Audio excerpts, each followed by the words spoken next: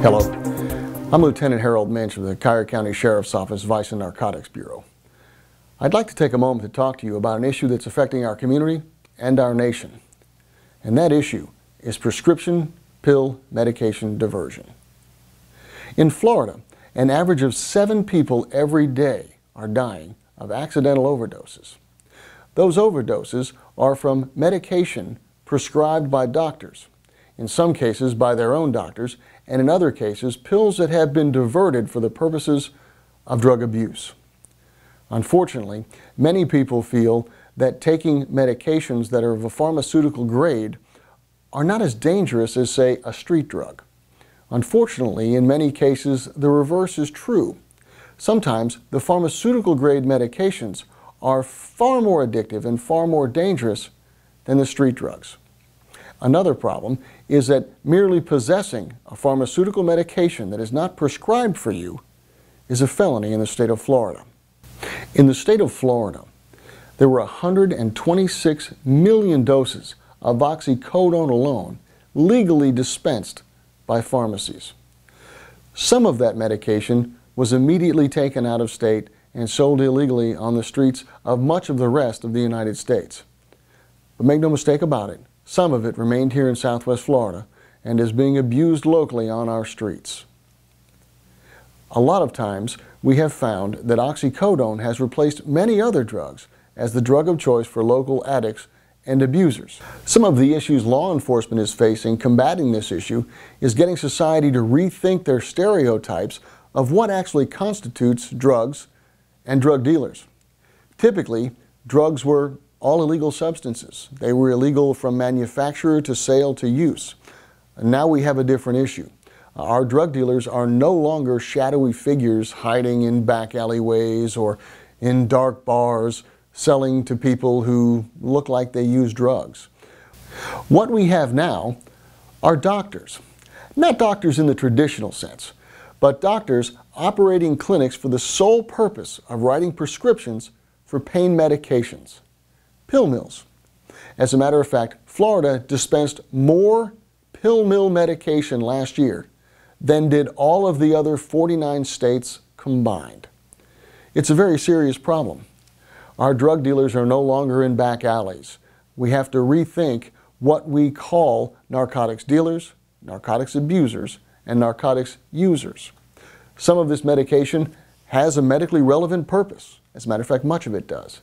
However, when abused, it's far more dangerous than some of the other drugs that have typically been the drug of choice for some of our street addicts and abusers. The diversion for these narcotics takes place several ways.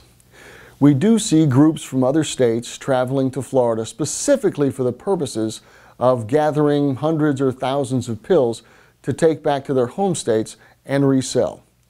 We also see locals going to pill mills either on the I-4 corridor or possibly over on the I-95 corridor, and then returning to fill those prescriptions here in Southwest Florida, and in many cases sell those pills on the streets.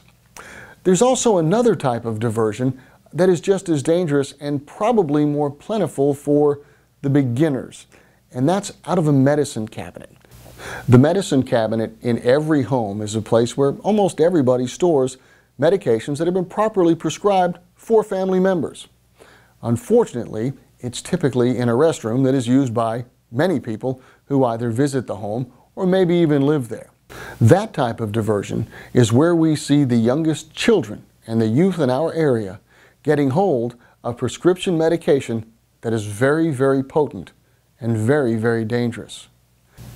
The Collier County Sheriff's Office was one of the first agencies in the state to develop a full-time pharmaceutical diversion unit. Those detectives are solely dedicated to this issue. It still remains to be seen what effect the institution of the Prescription Drug Management Program here in the state of Florida will have on this issue. We are hopeful that it will stem the tide of those doctor shopping individuals who do so strictly to enrich themselves with pills to sell them on our streets. What we need is your help, because we know some of the pills are coming from doctors and pharmacies. However, Many of them are coming from our own medicine cabinets. I would urge anyone who takes prescription medication to go to their own medicine cabinet today and do a couple of things. The first thing would be to make sure your medication is secure, away from children or away from anybody else who might divert that medication for improper use. Also, take a look at your medication bottles. If those bottles have expired or if the condition you took the medication for has ended, properly dispose of all of that medication. The Collier County Sheriff's Office, along with Drug Free Collier, has several locations around the county where you can drop off any type of medication, no questions asked, in a safe and secure drop box. And we promise that we will dispose of that medication in a safe manner. And finally, if you or someone you know is having a substance abuse issue, whether it be with prescription narcotics or anything else, I urge you to get help. Help is available, and there is no shame in asking for help. Many of the pharmaceutical medications today are far more addictive than anything we've seen in the past, and it happens very, very quickly. Again, we urge you to seek the help that you need.